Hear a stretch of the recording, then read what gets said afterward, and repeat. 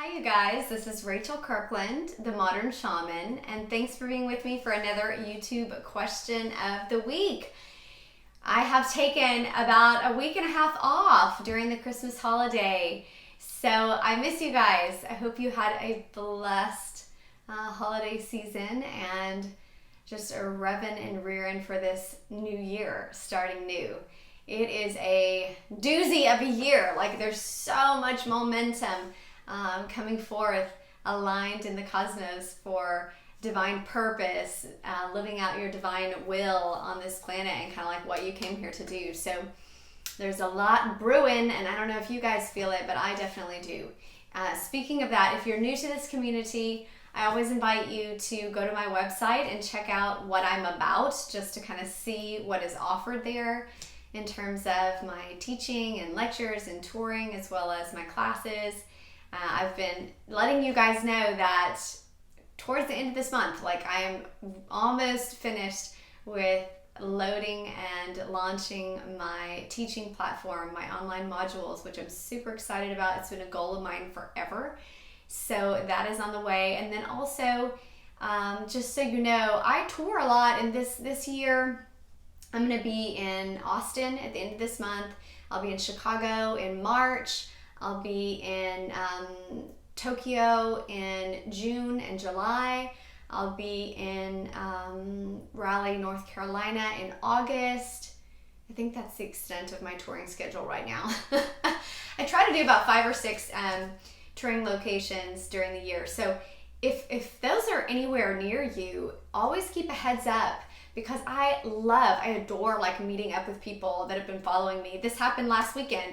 I was touring and somebody came up and was like, I've been a part of your YouTube community for years and years, and I finally get to meet you. So I love that, just to like hug on you and love on you in person and be like, oh my gosh, this is a face behind a title and a name that I've seen in social media for years. So anyways, I love those things, and I've added some of my touring schedule to have like social venues where we just go to dinner and hang out, and I invite anybody like, hey, I'm going to be here at this place if you want to join me, just to have some type of like casual heart-to-heart connection with people. So anyways, there's a lot going on if you're new to the community, or maybe you've been a part of this YouTube community but you've never even actually been to my website. Go over there, themodernshaman.net. Okay. That's all the spiel. That's all the info. Let's get to the question of the week. This one was kind of long. So she said, hi, Rachel. I love your channel and the grounded way you explain everything. I was wanting your guidance about feeling spiritually bullied. I really don't know what else to call it. I have a friend who seems good intentioned when I'm with them, but after hanging out with him, I always have this strange, uncomfortable feeling like something is not right. I feel like he uses his spiritual talk to manipulate people into doing what is best for him and not others around him. It's subtle, and so I don't feel like I can trust myself to call him out on something, but it just makes me feel spiritually bullied or used and uncomfortable afterwards. What do you suggest I do when I feel this happening? Whew, girl, you are talking my life. I have been there. That was just my past experience, my past relational experience in a relationship. Felt that a lot. And I think this is so much more common than we give voice to, or really explain in language and identify. So let's dive in. I'm ready and rearing. So let's just set that topic, because my video editor lady will love that if I set out the topic. The topic will be like when you feel like you're being spiritually bullied or manipulated. Okay, sometimes it's subtle and it's more manipulation. Other times it's overt and kind of proselytizing, pushy. Choose my way, do it this way. And then it's harder when it's that subtle way. So let's just talk about that. That's our overall topic of what to do when we feel like we're being spiritually manipulated or bullied. So the first thing that I will tell you to do is to identify it, which is you have.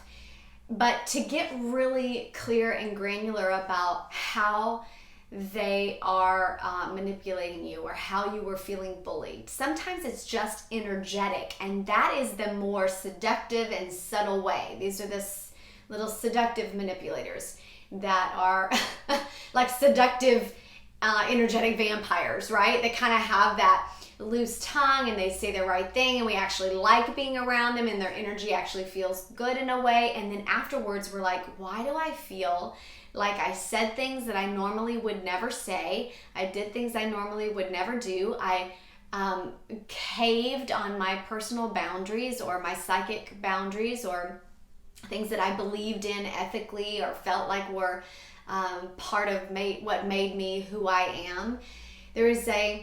There may be a subtle way in identifying, maybe it's more energetic that the vampire-like drain is happening and they're pulling on your energy more than overtly trying to convert you to their belief system or their path or doing what they want you to do. So that's the first suggestion I would say, is to just like sit down and get really clear with it. I always encourage people to move things onto paper, to journal about them or to write it down, because this moves things from our mental mind and our cognition or in our spiritual experience or the energetic experience, which is very non-physical, into the physical, which is where we live it out, right? And so it helps with our decision-making process in like how we are interacting and having our physical relationship or relating to that person. So get really granular, get on paper, like how do I feel like I feel energetically drained afterwards? You said you come home and you notice. So maybe it is emotional. Maybe you are giving way more of your emotional energy than is coming back to you. Or maybe you are letting them, their ethics, their spiritual beliefs, their perspectives dominate your own in a subtle way that feels like they're always, because you're wanting to make them happy or because you care about them, they're using that subtle form of manipulation to pull you into their perspective. Lay it out, write it down, get as clear as you can get with the identification. When we do that, it's like spirit now has a bullseye. We've created a target so that we know energetically what's happening. We know physically what's happening. Notice where your body is storing the energy, where your body feels depleted. Where are they pulling it from in terms of your chakras? Is it your mental mind that just feels exhausted after dealing with that relationship? Is it your sexual body? Is it a sexual relationship where you just feel like you're giving and there's nothing that is intimately feeding back into you? Is it your identity, your belly, your solar plexus? Do you feel like all of your energy from your identity is being given over to helping them create their identity? Notice where the drain points are and get very specific, because the more specific we get with spirit, again, the more targeted we can be with what to do next. Which brings me to step 2, which is plug the holes, right? If you find out where they're like, let's use the example of an energetic vampire or mosquito or something where they've bitten you, and again, sometimes it's not that overt. It may be subtle. But if you know where the energetic drain is targeted, then you know where you can create boundaries or the plugs energetically. Now, these may be your own personal psychic boundaries by saying and stating to the non-physical realm that I will no longer give permission for my energy to be drained by such and such individual when I'm with them or when I'm not with them. I, revoke all permission, or however you want to state that boundary. Or maybe it is a physical boundary. Maybe you are continually not doing what you want to do, always doing what they want to do. And I don't know the situation of your friendship, but maybe you are always the one paying for everything. Maybe you are always the one that ends up listening to the music they want to listen to, or going to whatever way you feel like there's been a subtle manipulation or a subtle bullying of shifting you into their views. Even if it's spiritual, if you feel like every time there's a spiritual conversation, they're always trying to pull the energy from you and then requiring their own spiritual stance be the right way or be seen in this perspective. It's interesting when it's a spiritual bullying, because we seem to be very susceptible in those ways, because that's our most vulnerable. When we are open to spiritual growth, we open ourselves to humility, to vulnerability, to saying, maybe I'm wrong, maybe I'm not, this is a space where we want to develop, and we want to look at our shadow, and we want to see things as they are, and we want to call out our ego. And so sometimes when the spiritual bullying that you identify, when it comes in and they're using languaging like, well, maybe that's just your ego, or maybe you actually have it wrong and you're standing and you're wanting to be too stubborn in your view, or maybe your boundaries really shouldn't be boundaries after all. Those are just you being low vibrational and living in the material realm. I've heard that one a lot, that like you're being too material, you're too caught up in money. If you're high vibrational, then you wouldn't worry about it. Well, yes, but if that's a personal boundary of yours, then the spiritual energy of respect would uphold that and its high vibrational love for the other individual. So things like that, if you notice where the holes are, then you can create a sense of plug or boundary that's very specific for you, for that relational interaction, that creates a sense of stability for you, so that you walk away from that interaction and you feel like, okay, I feel good about how I maintained my own energetic balance, how I maintained my own soul, instead of giving away to the subtle soul loss of manipulation. So that's the important step too. And you'll have to hold to it. And a lot of times, once they stop feeding off that energy and the way that they were getting the energy, if you plug that hole, they'll leave. A lot of times they cut out.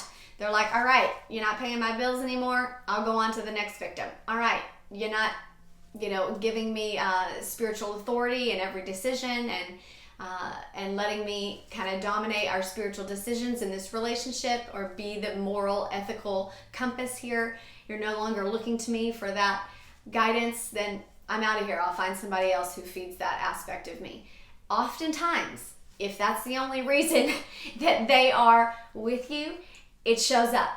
It comes into the light and it seems very obvious. And when you plug that hole of where they were feeding off of, they naturally move on. And that's the best case scenario if that is truly happening. I would say that's a debilitating energy on you. And you're in your best space when you let that naturally go, if you are already standing in your own boundaries. And this is not crazy boundaries. I just mean things that feel self-sufficient for your own energetic maintenance, for you being you, for you living in your highest vibrational state of love and generosity and openness and respect. There's a respectful space that says, this is who I am. These are my boundaries. I've identified them. And I would love to have an interaction with you that feels respectful. Are we able to do that? And if not, then that will naturally play its course. If so, then you'll both grow. And it'll be a beautiful sense of interaction and awareness. So the third thing I will say, which kind of piggybacks on the second, because they're kind of cumulative, or at least sequential in the way that they happen, is to strengthen you. You got to get back to feeding you. A lot of times, if they have been, the mosquito or the vampire has been kind of sucking the blood out of you, that life force blood, then you'll feel very fragile and weak, and you can move into patterns of low self-worth, self-doubt, less identification, like not being able to identify who you are or what you stand for, or just feeling lost afterwards. That's a common reaction, and don't belittle yourself or get mad at yourself if that was your reaction after that friendship, or after you walk away from that individual, or even just when you come home from an evening hanging out with your friend. If you feel drained, it's just natural for you to need to feed yourself deeply, specifically in the areas that you feel like that spiritual bullying or that spiritual manipulation or wounding has been happening. So if they have been pulling from your identity to create an identity for themselves, or if they have been pulling from your energy to strengthen their own sense of spiritual worth, or whatever it may be, in whatever way you felt like your energy was drained. You need to feed yourself there. Feed yourself with loads and loads of self-worth, self-love, self-nurturing, self-comfort. Feed. If you are giving money to that relationship, feed back and finance yourself in ways that feel uber supportive and like a true friend would support you. You being the true friend to yourself. You're going to need to reboot yourself in ways that literally feel like you are recalibrating and coming back to your own soul source. This will be your own core vibration of love, your own core vibration of light and generosity. Generosity is important to reactivate and recalibrate or reboot within yourself after you've had an experience of manipulation or soul loss or energy vampires, these narcissistic type of individuals that pull and are not necessarily aware of how much they're draining you. Or maybe you were just giving and not being aware of your own boundaries.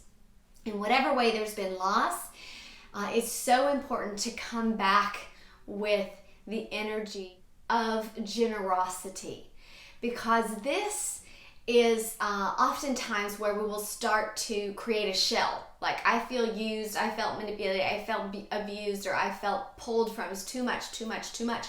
And so our ability to activate and to live abundantly, frivolously with our generosity, freely in this space, can be hindered from that, can be fractured. So we want to make sure that we move back into a space that's first very generous with ourselves, activating the fluidity of that kind of water-like elemental to just flood back into ourselves, nurture ourselves in those parched areas that will feed back our normal and our natural recalibrated sense of generosity, of like what feels generous, that we don't have to protect in a way that feels like it amplifies scarcity or lack, that we don't create a boundary with a sense of like lack. You can't have enough. I don't want to give that much. I want to, this type of thing. We can go there. It's subtle. And so we have to watch ourselves and make sure that when we reboot, that we feed ourselves, we nurture ourselves in that sense of generosity to the self.